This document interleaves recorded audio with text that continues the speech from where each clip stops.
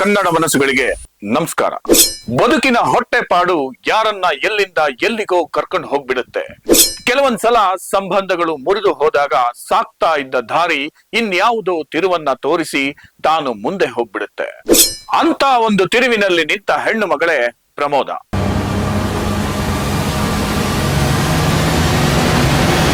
ಆದರೆ ಪ್ರಮೋದ ಪಾಲಿಗೆ ಆ ತಿರುವು ಕೂಡ ಡೆಡ್ ಎಂಡ್ ಆಗಿತ್ತು. ಸಿರಸಿಯಲ್ಲಿ ಹುಟ್ಟಿದ ಈಕೆ ಕೇವಲ 35 ವರ್ಷಕ್ಕೆ ಬೆಂಗಳೂರಿನಲ್ಲಿ ಕೊಲೆಯಾಗಿ ಹೋಗುವಂತದ್ದು ಏನಾಗಿತ್ತು? ಒಂದು ಅಸಹಾಯಕ ಬದುಕಿನ ದಾರುಣ ಅಂತ್ಯದ ಕತೆ ಇದೀಗ ನಿಮ್ಮ ಮುಂದೆ. ನೀವು ನೋಡ್ತಾ ಇದ್ದೀರಿ ಬಿಬಿ ನ್ಯೂಸ್ ಕನ್ನಡ.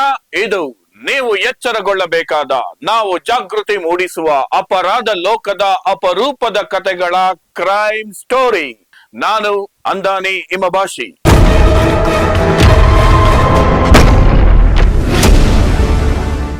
ಅದು ಬೆಂಗಳೂರು ಬೊಮ್ಮನಹಳ್ಳಿ ಪೊಲೀಸ್ ಸ್ಟೇಷನ್ ವ್ಯಾಪ್ತಿಯ ಹೊಂಗಸಂದ್ರ ಪ್ರದೇಶ.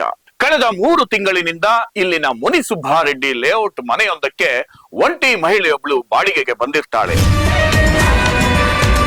ಸರಿಸುಮಾರು 35 ವರ್ಷದ ಪ್ರಮೋದ ಸಿರಸಿಯ ಹೆಣ್ಣು ಮಗಳು. ಗಾರ್ಮೆಂಟ್ಸ್ ಕೆಲಸ ಮಾಡಿಕೊಂಡು ಒಂಟಿ ಜೀವನ ನಡೆಸ್ತಾ ಇದ್ದ ಪ್ರಮೋದ ನಿನ್ನೆಯಷ್ಟೇ ತಾನು ಬಾಡಿಗೆಗಿದ್ದ ಮನೆಯಲ್ಲಿ ಕೊಲೆಯಾಗಿ ಬಿದ್ದು ಹೋಗಿದ್ದಾಳೆ.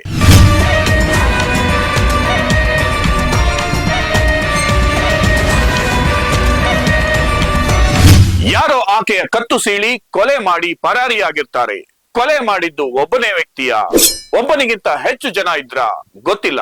ಇಷ್ಟಕ್ಕೂ ಪ್ರಮೋದಾಳನ್ನ ಕೊಲೆ ಮಾಡೋ ಮೋಟಿವ್ ಯಾರಿಗಿತ್ತು? ಇದು ಈಗ ಉತ್ತರ ಸಿಗಬೇಕಾದ ಮೊದಲ ಪ್ರಶ್ನೆ.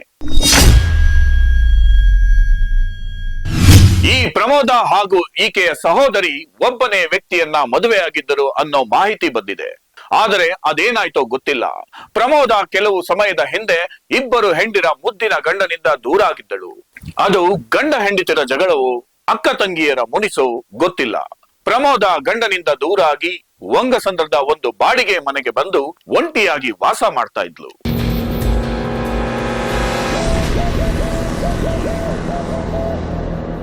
ಆದರೆ ಇದೀಗ ಆ ಒಂಟಿ ಬದುಕಿಗೂ ಬಲವಂತವಾಗಿ ವಿದಾಯ ಹೇಳಿ ಹೊರಟು ಹೋಗಿದ್ದಾಳೆ ಪ್ರಮೋದ.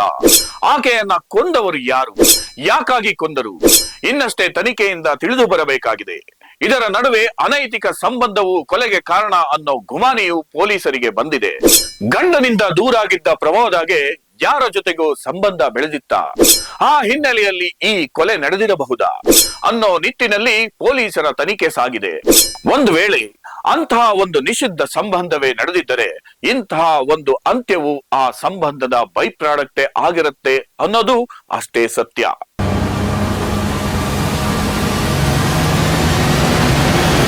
ಇದು ಈ ದಿನದ ಕ್ರೈಮ್ ಸ್ಟೋರಿ. ಮತ್ತೊಂದು ವಿಕ್ಷಿಪ್ತ ಕಥೆಯ ಜೊತೆಗೆ ಮತ್ತೆ ನಿಮ್ ಮುಂದೆ ಬರ್ತೀನಿ. ವಿಷಯ ವಿಶೇಷತೆ ವಿಶ್ಲೇಷಣೆಗಳಿಗಾಗಿ ಸದಾ ಗಮನಿಸಿ ಬಿಬಿ ನ್ಯೂಸ್ ಕನ್ನಡ. ಇದು ಕನ್ನಡಿಗರ ಧ್ವನಿ.